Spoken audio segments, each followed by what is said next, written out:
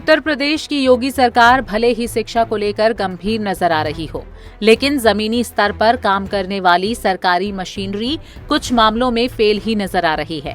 कुछ इसी तरह का एक मामला जनपद रामपुर में उस समय देखने को मिला जब करोड़ों रुपए की लागत से बनने वाली राजकीय पॉलिटेक्निक का कार्य अधर में लटक गया। हैरत की बात तब हुई जब यहां पर बिना संचालन के ही एडमिशन शुरू हो गए। दूर दराज के छात्र भटकने लगे, तब जाकर पता चला कि ये पॉलिटेक्निक कॉलेज महज कागजों में ही चल रहा है।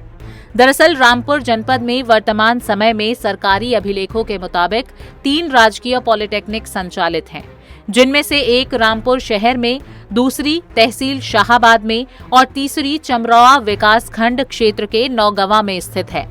रामपुर और शाहाबाद की पॉलिटेक्निक में बाकायदा बच्चों के लिए पाठ्यक्रम इन्हीं कैंपस में जारी है, जबकि नौगवा में स्थित पॉलिटेक्निक की इमारत ही सही से बनकर खड़ी नहीं हुई है। बावजूद इसके यहां पर कागजों में एडमिशन चल रहे हैं। दरअसल पूर्व की सपा सरकार में साल 2014 में 4 एकड़ सरकारी जमीन पर राजकीय पॉलिटेक्निक की इमारत बनाए जाने का कार्य शुरू हुआ। इसका ठेका भी आजम खान के विधायक बेटे अब्दुल्ला आजम के दोनों चर्चित दोस्तों सलीम और अनवर को मिला। निर्माण कार्य 2 साल तक जारी रहा और 12 करोड़ रुपए की लागत से बनने वाले इस प्रोजेक्ट को 6 करोड़ रुपए रिलीज हुए। निर्माण कार्य को आगे बढ़ाने के लिए अगली किस्त आनी थी, लेकिन तभी कुछ ऐसा हुआ कि इस काम को रोक दिया गया और तब से अब तक ये आधा अधूरा ही है। रामपुर के अंदर टोटल 3 पॉलिटेक्निक चल रही हैं। एक तो रामपुर मेन में राजकीय पॉलिटेक्निक रामपुर, दूसरी पॉलिटेक्निक शाहाबाद में राजकीय पॉलिटेक्निक शाहाबाद रामपुर, तीसरी पॉलिटेक्निक जो अभी अंडर कंस्ट्रक्शन ही है, लेकिन जिसके एडमिशन इस साल तीसरा बैच है, फाइनल ईयर पास आउट हो गया है, वो राजकीय पॉलिटेक्निक चमरौआ रामपुर में है। ये कब बननी शुरू हुई थी और क्या बजट था इसका? ये एक्चुअली 2016 में बननी शुरू हुई थी। MSDP के अंतर्गत है ये, और उसमें 12 करोड़ का ये प्रोजेक्ट स्वीकृत हुआ था, जिसमें 50% करीब 6 करोड़ रुपए की स्वीकृति हुई थी। तो 50% CNDS बना रही है, कार्यदायी संस्था है, और 50% कार्य उनका हो चुका है। उसमें तब से बजट के अभाव में बंद पड़ी है। कब से बननी शुरू हुई? ये 2016 के आसपास हुई। राजकीय पॉलिटेक्निक कॉलेज निर्माण के दौरान नौगवा के अलावा इससे सटे दर्जनों गांव के ग्रामीणों को काफी खुशी महसूस हुई थी।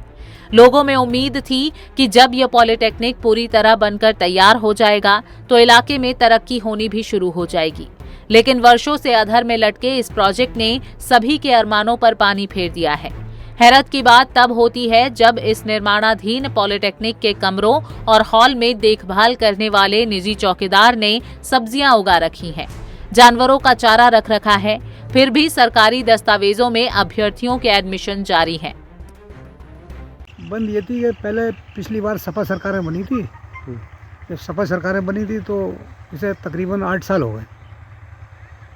तो हमने कई बार शिकायतें भी करी, माननीय DM साहब से भी मिले, कमिश्नर साहब को भी लिख के भेजा हमने।